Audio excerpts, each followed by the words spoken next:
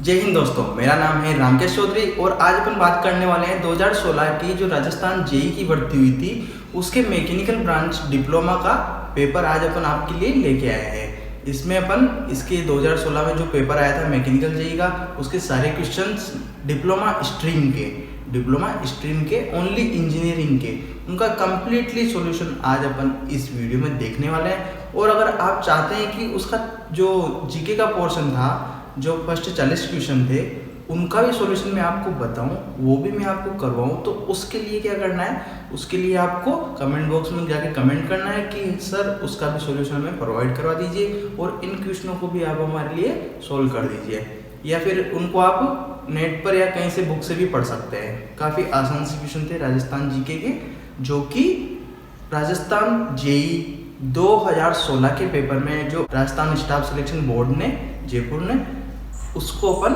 Solve करने वाले हैं। तो इस वीडियो को आप अंत तक देखें और अपने दोस्तों के साथ इसको जरूर शेयर करें और दोस्तों लाइक करना ना भूलें। ये वीडियो आपके लिए काफ़ी हेल्पफुल रहेगा। जो राजस्थान जेई की 2020 की वैकेंसी है जिसमें काफ़ी अच्छे खासे पद आए हैं, उसके लिए ये काफ़ी बेनिफिशियली होने वाला है। और साथ ही अगर आप किसी अदर ब्रांच से हैं मैकेनिकल के अलावा तो उसके भी पेपर अपन इस पर अपलोड करने वाले हैं। तो आप इस चैनल को सब्सक्राइब कर लें, साथ ही नोटिफिकेशन को ऑन कर लें, जिससे कि आपको आने वाले वीडियो के बारे में अपडेट टाइम पर मिलता रहेगा। तो चलिए देखते हैं अपन राजस्थान जेई 2016 का पेपर मैकेनिकल के लिए।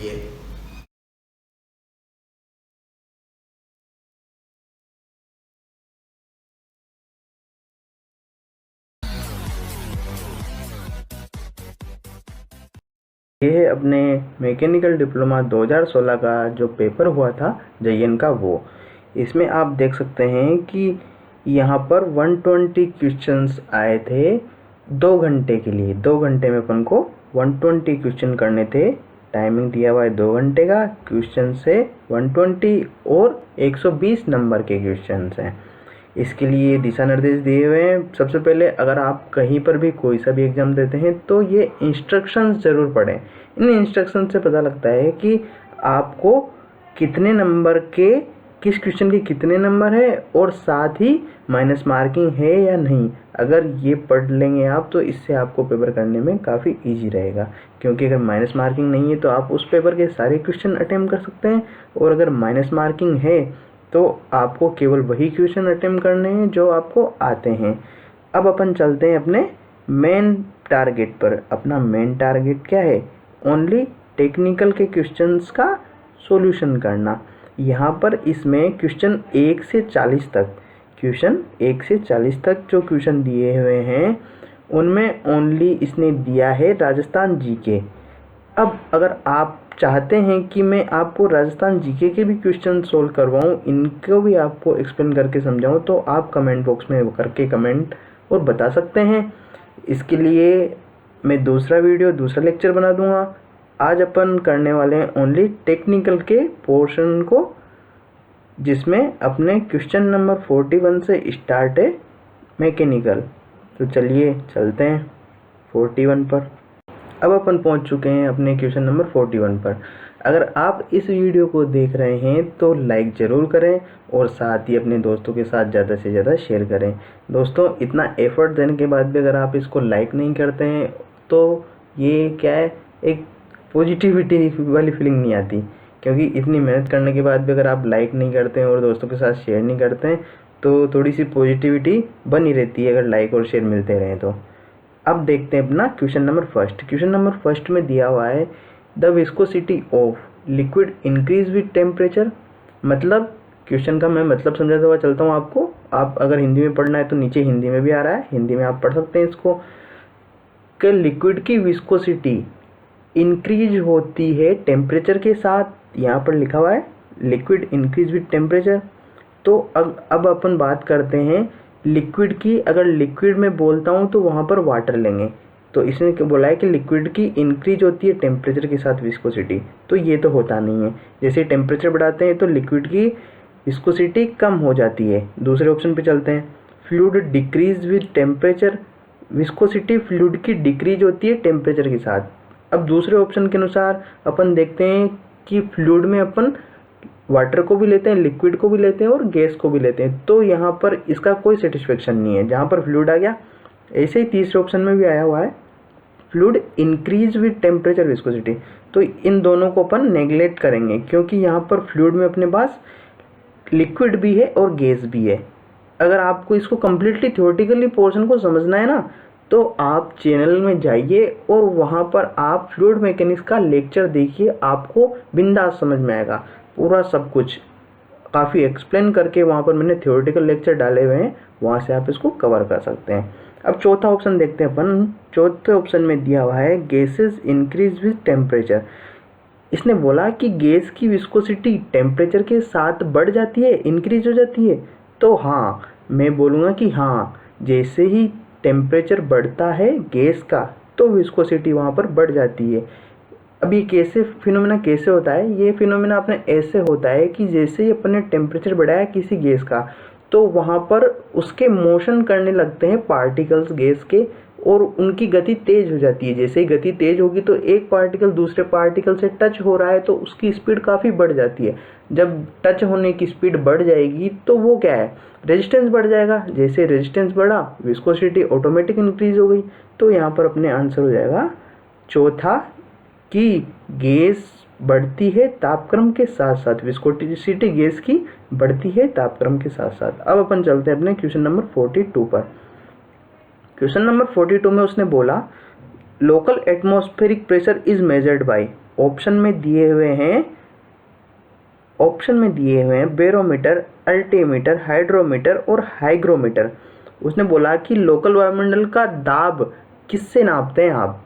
तो अपना आंसर होना चाहिए कि अपने दाब की यूनिट होती है बार।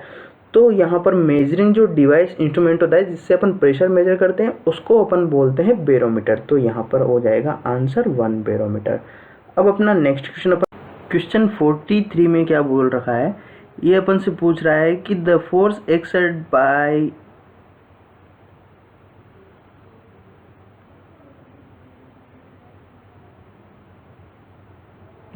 में क्या पूछ रहा है, the force exerted by a jet of a water on a moving vertical plate in the direction of a motion of the plate is given by। मतलब अपन को फोर्स निकालना है ऐसी प्लेट पर जो वर्टिकल है, टोटल वर्टिकल है और मूविंग है किस डायरेक्शन में, जिस डायरेक्शन में अपनी जेट आ रही है, जिस डायरेक्शन में अपनी जेट है उसी डायरेक्शन में अपनी ये प्लेट है जो मूविंग कर रही है। अपन को फोर्स कैलकुलेट करना है। तो इसका आपने अगर इम्पैक्ट ऑफ द जेट वाला चैप्टर पढ़ा होगा, जो कि अपने 7वां 8वां चैप्टर था डिप्लोमा में, वहाँ पर तो आपने ध्यान दिया होगा कि फॉर्मूला होता था फोर्स निकालने का रो ए वी माइनस यू का होल स्क्वायर। तो यहाँ पर देखिएगा, इससे सिमिलर अपने पास कोई फॉर्मूला यहाँ पर दिख रहा है अपन को, दिख रहा है साहब कि ई ए वी माइनस यू का होल स्क्वायर। यहाँ पर वी तो वेलोसिटी है अपने जेट की, यू वेलोसिटी है अपने प्लेट की। तो v माइनस यू का होल स्क्वायर ये तो हो गया। अब एरिया भी आया है काउंट में, और साथ में e इसने दिया हुआ है। e का मतलब यहाँ पर इसने डेंसिटी से लिया हुआ है, जिस डेंसिटी को अपन वहाँ पर रो से डिनोट करते थे। तो ये हो गया अपना answer 3 root A V minus U का होल स्क्वायर, जो कि आंसर हो जाएगा इसका। ठीक है, क्वेश्चन नंबर 43 का। अब चलते हैं अपन क्वेश्चन नंबर 44 पर। क्वेश्चन नंबर 44 पूछ रहा है अपन से कि in case of A laminar flow the loss of a pressure head is. Laminar flow के केस में प्रेशर हेड में कितना लॉस होता है, उसको किससे डिनोट करते हैं? तो अब यहाँ पर उसने ऑप्शन दिए हुए हैं proportional of a velocity square, proportional to velocity, proportional to velocity की 1/2 पावर है, या फिर नॉन ऑफ द अबव, इनमें से कोई नहीं। तो यहाँ पर मैं आपको बता दूँ कि अपना आंसर तो हो जाएगा second, proportional to the velocity. जो हेड लॉस आता है वो वेलोसिटी की प्रोपोर्शनल आता है। अब ये क्यों आता है? इसके लिए 32 UVL/RGD का स्क्वायर, ये एक फॉर्मूला होता है जो कि अपन इसमें डिप्लोमा में नहीं पढ़ते हैं, लेकिन ये फॉर्मूला होता है लेमिनार फ्लो के लिए लॉस के लिए, अगर हेड लॉस होता है तो उसके लिए फॉर्मूला होता है। तो यहाँ पर अपन ने, अगर आपने ध्यान से सुना हो तो 32 UVL, ये जो वी आ रहा है, जो यहाँ पर एवरेज वेलोसिटी है, जो कि डायरेक्टली प्रोपोर्शनल है किसके, हेड लॉस के। तो इस वजह से इसका आंसर हो जाएगा सेकेंड वाला। अब अपने देखते हैं अपना नेक्स्ट क्वेश्चन। नेक्स्ट क्वेश्चन क्या है? नेक्स्ट क्वेश्चन बोल रहा है कि the power transmission through the pipe is maximum when head loss due to friction in a pipe is equal to. अब अपन को हेड लॉस का फॉर्मूला अगर आपने पढ़ा हो तो total head maximum head loss का फॉर्मूला था कि H maximum is equal to H/3। Total supply head का H/3 होता है, मतलब अपना आंसर हो जाएगा 1। अब नेक्स्ट क्वेश्चन अपन देखते हैं। नेक्स्ट क्वेश्चन 46 अपन को बोल रहा है कि the energy loss in a pipeline is due to. अब पाइपलाइन में एनर्जी लॉस किस किस के कारण हो सकती है, ये इसने पूछा। तो यहाँ पर अपने ऑप्शन 1 है viscous action only, surface roughness only, friction offered by pipe wall as well as by viscous action, और लास्ट ऑप्शन है नॉन ऑफ द अबव। अब यहाँ पर अगर आपने ध्यान दिया हो कभी तो देखिएगा, फ्लूइड में विस्कोसिटी रहती है, उसके कारण उसमें एनर्जी लॉस होता है, तो विस्कस एक्शन ये भी हो सकता है। अब सेकेंड ऑप्शन दे रखा है कि सरफेस रफनेस ओनली, लेकिन ये ओनली पीछे जो आ रहा है तो ओनली नहीं होगा यहाँ पर, क्योंकि सरफेस रफनेस के कारण भी अपने एनर्जी लॉस हो जाता है या होता है। तो यहाँ पर अपने तीसरा ऑप्शन अगर अपन ध्यान से देखें तो friction offered by the pipe wall as well as by viscous action. तो यहाँ पर मेरा आंसर हो जाएगा कि हाँ, एनर्जी लॉस होता है पाइप की दीवार के साथ साथ विस्कोसिटी के कारण। तीसरा आंसर हो जाएगा। अपन चलें अब अपने नेक्स्ट क्वेश्चन पर 47 पर। 47 में इसने पूछा मुझसे कि भैया सबमर्ज्ड पाइप है कोई रिजर्वायर में कोई पाइप डूबा हुआ है अच्छी तरीके से, तो उसके एग्जिट पर हेड लॉस या लॉस कितना होगा। तो अगर आपने कभी ध्यान से फॉर्मूले पढ़े हों तो वहाँ पर फॉर्मूला आता था कि एग्जिट पर अगर लॉस मुझे निकालना हो तो वो मेरा हो जाता है V² divided by 2G। V² divided by 2G ये फॉर्मूला होता है एग्जिट पर हेड लॉस का। तो यहाँ पर आंसर हो जाएगा V² डिवाइडेड बाई 2G। अगर आपने इसको क्वेश्चन को ध्यान से पढ़ा हो तो यहाँ पर एक इसने कन्फ्यूजन करने के लिए ये बोल दिया कि submerged pipe in the reservoir, जिसका यहाँ पर कोई रिलेशन नहीं है। पाइप रिजर्वायर में डूबा है, रिजर्वायर में नहीं डूबा है, इससे कोई लेना देना नहीं है। लॉस तो होना है किसी भी कंडीशन में, हालात चाहे कुछ भी हो। चलिए इसी के साथ बढ़ते हैं अपने नेक्स्ट क्वेश्चन पर। नेक्स्ट क्वेश्चन क्या है 48 में इसने दिया हुआ है कि पाइप में फ्लो हो रहा है, boundary in a pipe flow the boundary shear stress is related to the friction factor F and mean velocity V as to. मतलब पाइप में बाउंड्री शेयर स्ट्रेस रिलेटेड होता है, अगर पाइप में फ्लो हो रहा है पानी का तो वहाँ पर फ्रिक्शन फैक्टर, औसत गति और फ्रिक्शन स्ट्रेस, इनमें क्या संबंध है। तो यहाँ पर अगर आपने ये सारे ऑप्शन ध्यान से देख लिए हों तो एक दिख रहा है मुझे ऑप्शन नंबर 3 FeV²/8। ये जो आंसर है ये यहाँ पर अपना रिजल्ट हो जाएगा। अब ये रिजल्ट क्यों है, क्योंकि F तो है यहाँ पर फ्रिक्शन फैक्टर, E जिसको मैं रो बोलता हूँ, वहाँ डेंसिटी जिसे अपन बोलते हैं, वहाँ इसने इसको E से शो कर रखा है। तो यहाँ पर इसके लिए आप कतई कंफ्यूज ना हो, और V²/8 ये इसका आंसर हो जाएगा। देखिए नेक्स्ट क्वेश्चन उसने बोला है कि turbulent pipe flow is said to be in a transitional region in the friction factor. कि टर्बुलेंट फ्लो हो रहा है ट्रांजिशनल रीजन में, तो फ्रिक्शन फैक्टर क्या होगा। अब यहाँ पर इसने ऑप्शन दे दिए कि ये रेनॉल्ड नंबर पर डिपेंड नहीं करेगा, इंडिपेंडेंट मतलब डिपेंड नहीं करेगा। दूसरा ऑप्शन है कि relative roughness, independent of relative roughness पर डिपेंड नहीं करेगा। तीसरा ऑप्शन इसने दिया है independent of a both Reynold number and relative roughness की रेनॉल्ड नंबर पर भी डिपेंड नहीं करेगा और रफनेस पर भी डिपेंड नहीं करेगा, लेकिन लास्ट ऑप्शन दिया हुआ है depend on both Reynold number and relative roughness. तो यहाँ पर अपना आंसर हो जाएगा 49 में डी वाला, मतलब फोर्थ, डिपेंड ऑन बोथ। जो अपना टर्बुलेंट फ्लो पाइप में होता है ट्रांजिशनल रीजन में, तो वहाँ पर फ्रिक्शन फैक्टर अपना दोनों पर डिपेंड करता है, एक तो रिलेटिव रफनेस पर और साथ ही रेनॉल्ड नंबर पर। नेक्स्ट क्वेश्चन देखिए, the flow in town water supply pipeline in generally. अब ये बहुत ही पेचीदा क्वेश्चन है, इसका आंसर साधारण तरीके से दिया ही नहीं जा सकता, क्योंकि शहर में पानी फ्लो हो रहा है तो वो किस टाइप का फ्लो होगा, लेमिनार होगा, ट्रांजिट फ्लो होगा, टर्बुलेंट फ्लो होगा, या इनमें से कोई नहीं।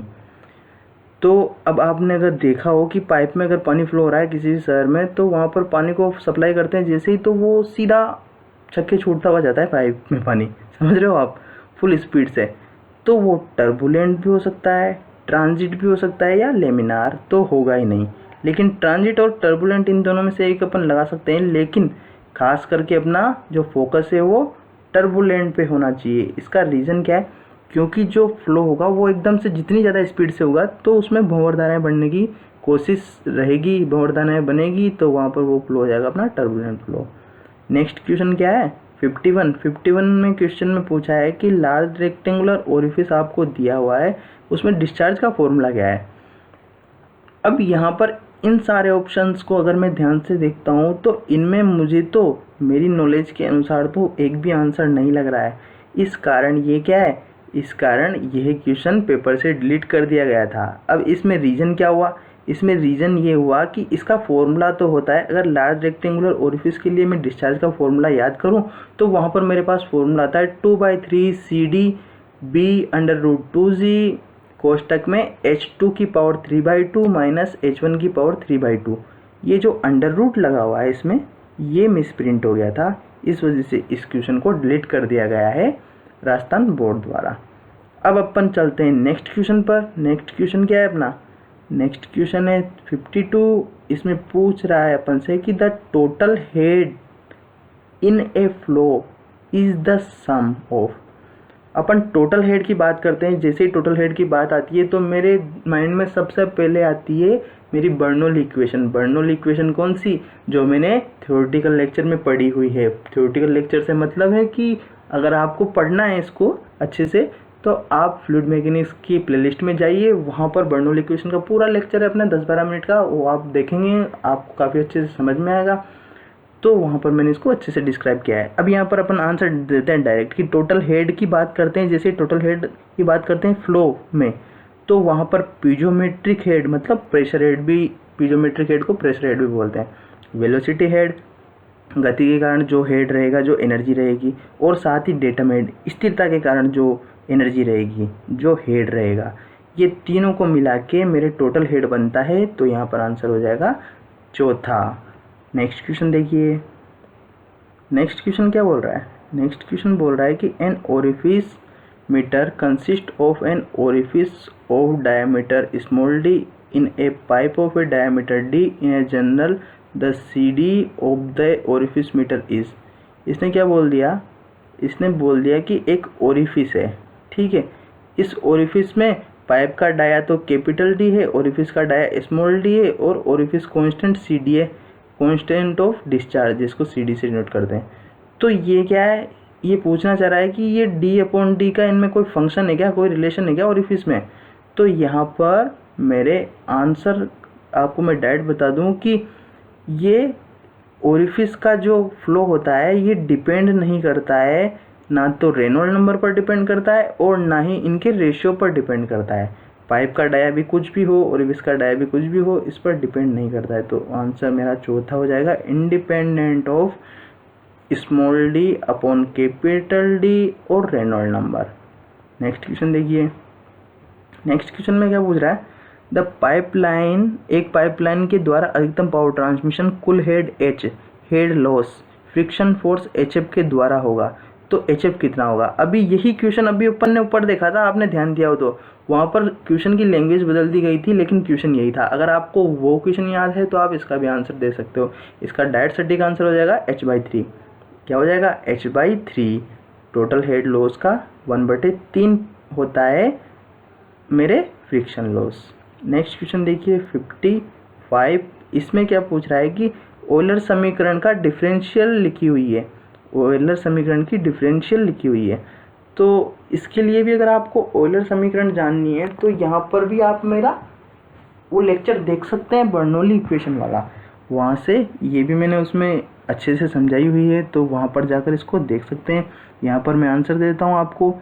यहाँ पर मेरे आंसर हो जाएगा कि dP/ρ plus VdU plus GdZ, ये इसका डिफरेंशियल फॉर्म होता है ऑयलर इक्वेशन का। आगे चलते हैं क्वेश्चन नंबर 56। क्वेश्चन नंबर 56 अगर आपने कभी भी एक्यूमुलेटर को अच्छे से पढ़ा हो तो ही आप इसका आंसर दे सकते हैं, वरना इसमें दो आंसर हैं जो काफ़ी कन्फ्यूजन है। इसने बोला है कि hydraulic accumulator is used for, इसका उपयोग किस लिए किया जाता है। पहला क्वेश्चन है एक्यूमुलेटिंग ऑयल, दूसरा ऑप्शन है accumulating hydraulic energy, hydraulic energy को इकट्ठा करता है, तीसरा है supplying charge quantity of oil for very short duration, कि बहुत कम समय के लिए सप्लाई करता है ऑयल को, ये भी हो सकता है। चौथा क्वेश्चन है supplying energy when main supply fail. अब इसने क्या है, इसके फंक्शन नहीं पूछ के अपन से पूछा है कि इसका उपयोग क्या है, मेन उपयोग क्या है। तो ये तो इसके फंक्शन है कि हाँ ये एक्यूमुलेटिंग एनर्जी स्टोर करता है ऑयल की, और साथ ही शॉर्ट टाइम के लिए सप्लाई करता है, ये सब इसके फंक्शन है, लेकिन यूज़ नहीं है। यूज़ की जैसे ही बात आती है तो इसका यूज़ यही है कि supplying energy when main supply fail, जब मेन सप्लाई फेल हो जाती है तो यह एनर्जी को सप्लाई करता है और अपने फ्लो को कंटिन्यूसली बनाए रखता है हाइड्रोलिक एक्यूमुलेटर। चलिए नेक्स्ट क्वेश्चन पर। Question number 57। क्वेश्चन नंबर 57 में क्या पूछा है अपन से कि हाइड्रोलिक रैम के संदर्भ में निम्न में से कौन सा स्टेटमेंट सही नहीं है। हाइड्रोलिक रैम के संबंध में सही नहीं है, सही नहीं है तो मुझे एक ही ढूंढना है, बाकी तीन तो सही है। सीधी सी बात है कि ये स्वचालित कार्य करती है साहब, इसकी बहुत ही कम रखरखाव है। हाँ बिल्कुल, हाइड्रोलिक रैम की रखरखाव काफ़ी कम है, इसकी रनिंग कॉस्ट काफ़ी ज़्यादा है। हाँ ये बात बिल्कुल सच है, रनिंग कॉस्ट काफ़ी ज़्यादा है इसकी, लेकिन इसमें कोई अरे साला मूविंग पार्ट क्यों नहीं है, मूविंग पार्ट तो होते हैं हाइड्रोलिक रैम में। साला यही है अपना जो स्टेटमेंट सही नहीं है, इसको हटा देंगे, बाकी सारा सही है। चलिए अपना क्वेश्चन नंबर 58। क्वेश्चन नंबर 58 को भी अगर आप ध्यान से देखोगे तो यहाँ पर क्या है, यहाँ पर इसमें थोड़ा सा मिसप्रिंट है, इस वजह से इसको भी डिलीट कर दिया गया था RSMSSB द्वारा, क्योंकि इसमें मिसप्रिंटिंग हो गई थी। अब इसका आंसर देखते हैं कि discharge through A double acting reciprocating pump is given by. ये क्वेश्चन काफ़ी महत्वपूर्ण है, ये क्वेश्चन SSC JEE में भी आता है और रिपीटेटिवली कहीं ना कहीं किसी न किसी एग्जाम में इसको पूछ लिया जाता है। तो डबल एक्टिंग रेसिप्रोकेटिंग पंप का डिस्चार्ज किससे फाइंड आउट किया जाता है, तो यहाँ पर मेरा आंसर होना चाहिए 2ALN डिवाइडेड बाय 60।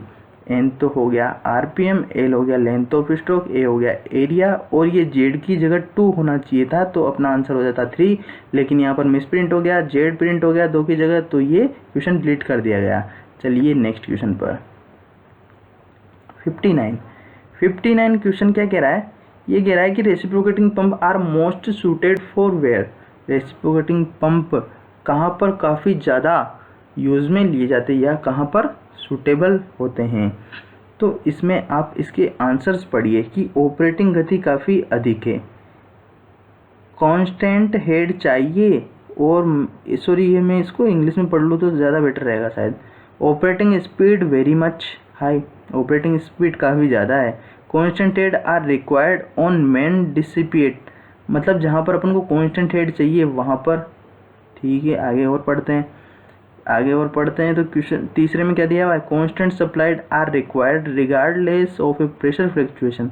बिल्कुल सही बात है कि सूटेबल कहाँ पर होता है, ये सूटेबल होता है कि जहाँ पर कांस्टेंट हेड की ज़रूरत हो, constant supply are required pressure fluctuation, sorry जहाँ पर constant supply are required, supply constant चाहिए मुझे, प्रेशर फ्लक्चुएशन होता रहे उससे कोई मतलब नहीं है, तो वहाँ पर मैं रेसिप्रोकेटिंग पंप का यूज़ कर लूँगा। 60वें में देखिए, a delivery value while starting centrifugal pump is kept. Centrifugal pump की जब अपन शुरुआत करते हैं उसको चलाते हैं तो डिलीवरी वाल्व किस पोजीशन में होना चाहिए, ये इसने बोला है। अगर आपने सेंट्रीफ्यूगल पंप काफ़ी अच्छे से पढ़े हैं ना, तो आपको बिना देखे बिना सोचे समझे लगा देना चाहिए इसका आंसर, तो कि जब फुली क्लोज्ड वाल्व रहेगा आउटलेट का या डिलीवरी पाइप का, तो मैं सेंट्रीफ्यूगल पंप को ऑन करूँगा। और इस बात को गांव में रहने वाले बच्चे जिन्होंने खेत में काम किया है, जिन्होंने कुएं पर काम किया है, वो काफ़ी अच्छी तरीके से जानते हैं जब वो गांव में पंप चलाते थे। फुली क्लोज्ड रहेगा, ठीक है। चलिए नेक्स्ट पर, नेक्स्ट क्वेश्चन 61 क्या बोल रहा है, power required to drive a centrifugal pump is proportional to. अब मुझे पावर रिक्वायर्ड ड्राइव करने के लिए सेंट्रीफ्यूगल पंप को अगर स्पीड में मैं रिलेशन देखूं तो क्या आएगा, तो यहाँ पर मेरा आंसर हो जाएगा कि n की पावर 3 P प्रोपोर्शनल n की पावर 3, ये इसमें रिलेशन होता है फॉर्मूले के द्वारा। एक फॉर्मूला होता है जिससे कि प्रोपोर्शनल होता है डायरेक्ट n की पावर 3 के। आगे चलें अपन 62 क्वेश्चन पर। 62 क्वेश्चन क्या कह रहा है, 62 क्वेश्चन से मेरा पूछा गया है कि the ratio of A power delivered by A reconer to the power supplied by the jet at entrance to the turbine is known as। अब यहाँ पर इसने जो पूछा है रेकनर द्वारा पावर डेवलप्ड और जेट के पावर सप्लाई की रेशियो का, क्या यार क्वेश्चन ही गलत है, क्वेश्चन गलत है भाई साहब ये। और ये क्या है, क्वेश्चन गलत होने की वजह से इस क्वेश्चन को डिलीट कर दिया गया है और इसका कोई आंसर नहीं है, क्वेश्चन डिलीटेड था। अब चलते हैं अपन क्वेश्चन नंबर 63 पर। 63 में क्वेश्चन को अगर आप पढ़ेंगे तो आप इसमें कंफ्यूज हो जाएंगे कि पिस्टन रिंग काहे की बनी होती है, पिस्टन रिंग काहे की बनी होती है। अगर आप इस बात में घुसेंगे तो काफ़ी पेचीदा मामला है, क्योंकि पिस्टन रिंग कार्बन स्टील की बनी होती है, एल्यूमिनियम की भी बनी होती है। लेकिन यहाँ पर जो इसने आंसर माना है वो कास्ट आयरन माना है कि हाँ मेरे पिस्टन रिंग जो बनी होती है वो कास्ट आयरन की होती है। तो अगर आपको कहीं पर भी आ जाता है तो आप पिस्टन रिंग को कास्ट आयरन की लगाइएगा, क्योंकि मैक्सिमम आंसर इसका कास्ट आयरन ही माना गया है। In a carburettor idling system is used. Carburettor में आइडलिंग सिस्टम क्यों यूज़ किया जाता है, ये अपन से पूछा है क्वेश्चन नंबर 64 में। तो यहाँ पर जो आइडलिंग सर्किट होता है ना कार्बोरेटर, जब अपन पढ़ेंगे थ्योरेटिकल पोर्शन में, वहाँ मैं आपको पूरे अच्छे से कार्बोरेटर को एक्सप्लेन करके समझाऊंगा। तो इसके लिए आप चैनल को सब्सक्राइब कर लीजिएगा और बेल आइकन को प्रेस कर लीजिएगा, जिससे कि आपको नोटिफिकेशन मिलते रहेंगे समय समय पर। आप जो वीडियो आते रहें उनको देखते रहें, आपकी नॉलेज बढ़ती रहेगी। तो कार्बोरेटर का आइडलिंग सर्किट जो लगा होता है वो कंपनसेट करने के लिए होता है। चार्ज की रिजिडुअल गैसेस जो होती है उनको कंपनसेट करने के लिए अपन आइडलिंग सिस्टम लगाते हैं। रिजिडुअल गैसेस के कारण हुए चार्ज के डाइल्यूट करने के लिए कंपनसेट को, ठीक है। तो इसमें हो जाएगा आंसर 2। अब चलते हैं अपन क्वेश्चन नंबर 65 पर। क्वेश्चन नंबर 65 में पूछा है इसने कि the compression ratio used in a high speed compression ignition engine is in order to. High speed compressed ignition engine में कंप्रेशन रेशियो मैक्सिमम जो सबसे ज़्यादा अंक होगा 20, यही मेरा आंसर होगा कि कंप्रेस्ड इग्निशन इंजन में मैं 20 प्रेशर रेशियो 20 तक ले सकता हूँ। Next question, most test can be easily applied to determine IP indicated power. IP का मतलब इंडिकेटेड पावर ऑफ। अब मोस्ट टेस्ट किस पर आसानी से अप्लाई किया जा सकता है, पावर को फाइंड आउट करने के लिए, इंडिकेटेड पावर को फाइंड आउट करने के लिए। तो यहाँ पर क्या हुआ, यहाँ पर ये भी क्वेश्चन डिलीट कर दिया गया। डिलीट क्यों कर दिया गया, क्योंकि इसमें जो आंसर होना चाहिए वो यहाँ पर नहीं दिया गया है। इसका आंसर है, दो आंसर दे रखे हैं। दो आंसर से मतलब है कि मल्टी सिलेंडर इंजन होंगे ना, अब वो चाहे कंप्रेस्ड इग्निशन हो चाहे स्पार्क इग्निशन हो, इनका अपन इजीली इंडिकेटेड पावर निकाल सकते हैं मोस्ट टेस्ट है। तो इसमें आंसर होना चाहिए कि मल्टी सिलेंडर इंजन। लेकिन यहाँ पर इसने दोनों ही आंसर में दिए हुए, तो इसको डिलीट कर दिया गया।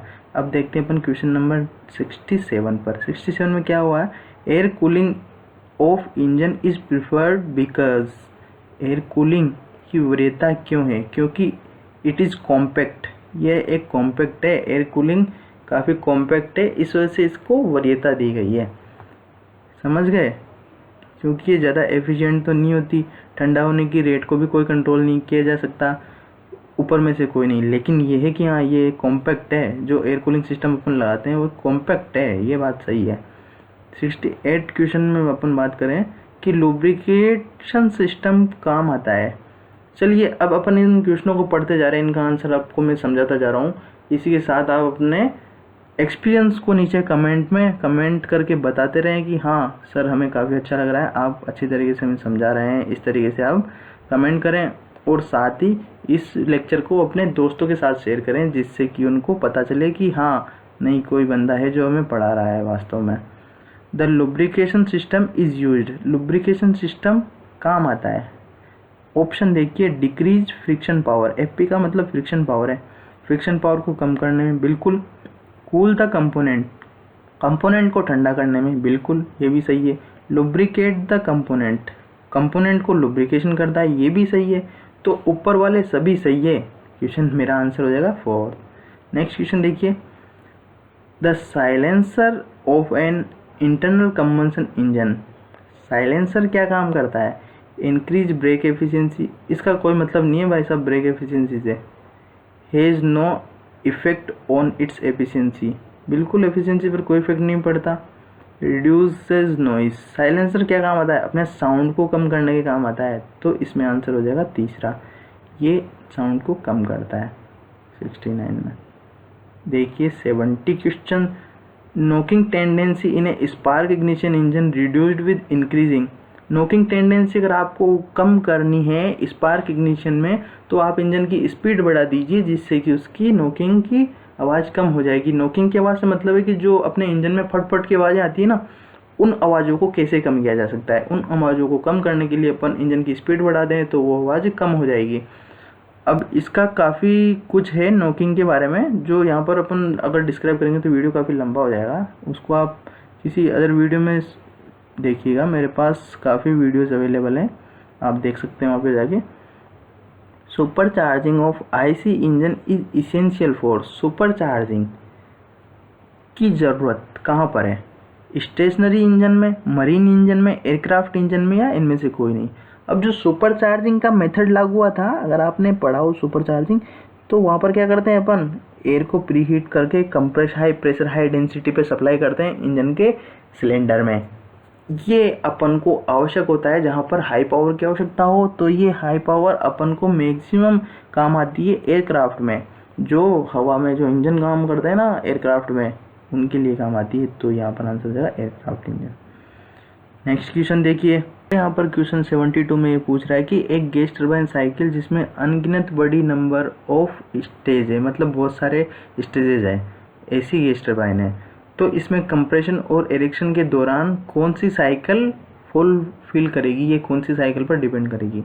तो यहाँ पर अगर नंबर ऑफ स्टेजेस ज़्यादा हैं, कोई गैस टरबाइन है, तो वहाँ पर मेरा आंसर हो जाएगा एरिक्सन साइकिल, एरिक्सन साइकिल पर ये अपन डिपेंड करेगी। चलिए नेक्स्ट क्वेश्चन पर चलते हैं फटाफट से, काफ़ी लंबा वीडियो होता जा रहा है। The with increasing temperature of A intake air of A IC engine efficiency, IC engine की एफिशिएंसी कहीं से बढ़ती है, अगर इनटेक एयर के टेम्परेचर को अगर मैं बढ़ा दूं तो एफिशिएंसी पर क्या प्रभाव पड़ेगा, ये पूछ रहा है मेरे से। तो पहला ऑप्शन है डिक्रीज हो जाएगी, कम हो जाएगी, दूसरा ऑप्शन है रिमेन सेम रहेगी, इंक्रीज हो जाएगी, या इन पर किसी में से भी डिपेंड नहीं करेगी। अगर मैं टेम्परेचर बढ़ा देता हूँ आईसी इंजन में इनटेक एयर का, तो उससे क्या है एफिशिएंसी बढ़ जाएगी। एफिशिएंसी का फॉर्मूला क्या होता है, नीटा बराबर 1 - T1/T2, एफिशिएंसी निकालेंगे वहाँ से, तो एफिशिएंसी बढ़ी हुई दिखेगी मुझे अगर मेरा टेम्परेचर इनटेक का टेम्परेचर मैं बढ़ा देता हूँ तो। नेक्स्ट क्वेश्चन देखिए, लेकिन इससे क्या है, अगर टेम्परेचर बढ़ाने घटाने से मैं देखूँ तो नॉकिंग पर इफेक्ट पड़ता है डायरेक्ट इनडायरेक्ट। चलिए नॉकिंग वाला पूरा पोर्शन में एक वीडियो बना के आपको अच्छे से समझाऊँगा। नेक्स्ट क्वेश्चन देखिए, नेक्स्ट क्वेश्चन क्या कह रहा है, in a centrifugal air compressor the pressure delivered depend on the. Centrifugal compressor में प्रेशर किस पे डिपेंड करता है, तो यहाँ पर क्या है कि इम्पेलर टिप वेलोसिटी, इम्पेलर की टिप वेलोसिटी पर प्रेशर डिपेंड करेगा। ठीक है, ये भी सही है। इनलेट के टेम्परेचर पर, हाँ इनलेट के टेम्परेचर पर भी प्रेशर डिपेंड करेगा। कंप्रेशन इंडेक्स मतलब कंप्रेशन रेशियो, हाँ बिल्कुल कंप्रेशन रेशियो पर भी डिपेंड करेगा। तो ऑल ऑफ अबाउट तो नहीं आएगा, हाँ यही आंसर है इसका, ऊपर वाले सभी इन्हीं सब पर डिपेंड करता है ये। चलिएगा देखिए क्वेश्चन नंबर 75 में क्या लिखा हुआ है, यदि पॉइजन रेशियो का मान 0 हो तो इसका मतलब क्या होता है। अब अपना जानना जरूरी है कि पॉइजन रेशियो क्या होता है। पॉइजन रेशियो होता है कि अपना लेटरल स्ट्रेन, किसी भी मटेरियल में लेटरल स्ट्रेन और लॉन्गिट्यूडिनल स्ट्रेन अगर वो होती है तो उन दोनों का जो रेशियो होगा उसको मैं पॉइजन रेशियो बोलूँगा। तो यहाँ पर इसने बोला कि पॉइजन रेशियो का मान 0 है, तो आप मटेरियल को क्या रिजिड बोल सकते हैं, बिल्कुल नहीं, ये गलत है, हम मटेरियल को रिजिड नहीं बोल सकते। मटेरियल में लॉन्गिट्यूडिनल स्ट्रेन नहीं होगी, ये भी गलत है, मटेरियल में लॉन्गिट्यूडिनल स्ट्रेन हो सकती है अगर पॉइजन रेशियो का मान 0 हो तो, क्योंकि ये 2 स्ट्रेन का रेशियो रहता है, इस वजह से। मटेरियल पूरी तरह प्लास्टिक है, अरे ये तो हो ही नहीं सकता, क्योंकि पॉइजन रेशियो 0 होगा तो उससे प्लास्टिक होने का कोई संबंध है ही नहीं। तो यहाँ पर मेरा आंसर हो जाएगा कि ऊपर में से कोई नहीं। देखिए नेक्स्ट क्वेश्चन में क्या लिखा हुआ है, नेक्स्ट क्वेश्चन में लिखा हुआ है कि the ratio of a maximum shear strain developed in beam of rectangular action to the average stress shear stresses. यहाँ पर आपने ध्यान से सुना हो तो एक चीज़ लिखी हुई है शेयर स्ट्रेन, ये स्ट्रेन क्या है, यहाँ पर मिसप्रिंट हो गया है, यहाँ पर स्ट्रेस होना चाहिए था। अब इस छोटी सी मिसप्रिंट की वजह से क्या है, पूरा क्वेश्चन डिलीट कर दिया गया। लेकिन इसका आंसर अगर आपको पता हो तो ये होता है कि 1.5 3/2, जो कि वैल्यू आती है 1.5 गुना होता है maximum shear stress average shear stress का। ठीक है, चलते हैं नेक्स्ट क्वेश्चन पर। नेक्स्ट क्वेश्चन आ गया मेरा 77 में क्या पूछा गया है, इसमें पूछा गया है कि एक सिंपली सपोर्टेड बीम है जिसकी लंबाई L है, फ्लेक्सुरल रिजिडिटी EI है, केंद्रीय लोड सेंट्रल लोड जिसको बोलते हैं W है, स्ट्रेन ऊर्जा संग्रहित होगी। अब अगर आपको इस तरीके के क्वेश्चन को पढ़ के दिमाग में आता है कि ये स्लो पॉइंट डिफ्लेक्शन का क्वेश्चन है और यहाँ पर मेरा आंसर होना चाहिए WL3/48 EI, WL3/3 EI, ऐसा कुछ आंसर लगा दूँ मैं फटाफट। लेकिन इसने क्या है, ऊर्जा पूछी है, स्ट्रेन एनर्जी पूछी है, तो अपना दिमाग लगाने की कोई आवश्यकता नहीं है। अगर आपको याद है तो इक्वेशन को टच करें, नहीं हो तो छोड़ दें। यहाँ पर आंसर आ जाएगा मेरा WL² L³/96 EI, ये हो गई इसमें stored energy. Simply supported beam पर सेंट्रल लोड लग रहा है तो एनर्जी कितनी हो जाएगी, strain energy W² L³/96 EI। Next question, the Euler load of a column is a 1000 kN and crushing load is 1500 kN. The Rankine load is equal to, एक numerical है, इस न्यूमेरिकल को सोल्व करने के लिए मैं इसमें जितने भी न्यूमेरिकल आएंगे उन न्यूमेरिकल के लिए मैं एक सेपरेट वीडियो डालूंगा जिसमें आपको अच्छी तरीके से बोर्ड पर सारे न्यूमेरिकल का कंप्लीट सॉल्यूशन दूंगा। तो अभी अपन इसका आंसर देख लेते हैं, तब तक अगर आपको इसका आंसर खुद से कर सकते हो तो करो, ताकि आपको भी खुद पर सेल्फ कॉन्फिडेंस डेवलप हो कि हाँ नहीं मैं कर सकता हूँ। इसमें आंसर आ जाएगा मेरा 600 किलोन्यूटन। ये मैंने सोल्व किया हुआ है लेकिन मैं इसको कम्प्लीटली सोल्व अभी यहाँ पर शो ऑफ नहीं कर सकता, तो इस कारण अभी चलते हैं अपन नेक्स्ट क्वेश्चन पर। नेक्स्ट क्वेश्चन मेरा क्या पूछ रहा है, नेक्स्ट क्वेश्चन पूछ रहा है कि बेंडिंग मोमेंट M और torque T is applied on a circular shaft if the maximum bending stress equal to the maximum shear stress developed then M is equal to आपको अगर शेयर स्ट्रेस और bending stress और इनमें कोई relation पता हो, जैसे कि टो बराबर 32 m/πd³, टो बराबर 16 t/πd³, ये फॉर्मूले मुझे याद है, 32 m/πd³, 16 t/πd³। तो अगर इन दोनों में अगर अब मैं रिलेशन बनना चाहूँगा ना तो इन दोनों के रिलेशन से ही आ जाएगा कि हाँ M t/2 होता है, M t/2 होता है, इसका टॉर्क का आधा होता है बेंडिंग मोमेंट। समझ गए, 32 m/πd³ और 16 t/πd³ से। नेक्स्ट क्वेश्चन देखते हैं। नेक्स्ट क्वेश्चन जो कि आज का लास्ट क्वेश्चन है, इसके बाद अपने 40 क्वेश्चन और बच जाएंगे, इनके लिए अलग से वीडियो आएगी। और वो वीडियो कब आएगी, जब आप कमेंट करके डालेंगे कि हाँ सर हमें बाकी के 40 क्वेश्चन करवा दीजिए, वो भी हमारे लिए इम्पोर्टेंट है। लेकिन वो उनकी इम्पोर्टेंस उतनी है जितनी कि इन 40 क्वेश्चनों की है। तो देखिए last question, in a thin long close cylindrical container the fluid pressure induced only hoop stress, only longitudinal stress equal to the twice of a hoop stress, longitudinal stress is the half of hoop stress। तो यहाँ पर answer हो जाएगा कि अगर thin long cylinder है, thin long close cylinder है, तो वहाँ पर फ्लूइड प्रेशर जो लगेगा वो ओनली होप स्ट्रेस में ही लगेगा, लॉन्ग सिलेंडर की बात करें। अब अपने क्वेश्चन 81 से बाकी के काफ़ी इम्पोर्टेंट क्वेश्चन से सारे के सारे ये बच रहे हैं, इनको अपन कवर करते हैं नेक्स्ट लेक्चर में। लेकिन ये नेक्स्ट लेक्चर तभी आएगा जब आप इसको ज़्यादा से ज़्यादा शेयर करेंगे, लाइक करेंगे और अपने दोस्तों के साथ शेयर करते रहें और चैनल को सब्सक्राइब जरूर कर लीजिएगा, जिससे कि आपको आने वाले वीडियो के नोटिफिकेशन समय समय पर मिलते रहें। मिलते हैं नेक्स्ट वीडियो में, आज के लिए इतना ही। जय हिंद। टोटल क्वेश्चंस देख लीजिए आप, इसमें कितने टोटल क्वेश्चंस हैं 120। 40 क्वेश्चन अपन कंप्लीट कर चुके हैं, बाकी के 40 क्वेश्चन नेक्स्ट वीडियो में कवर करेंगे। ठीक है।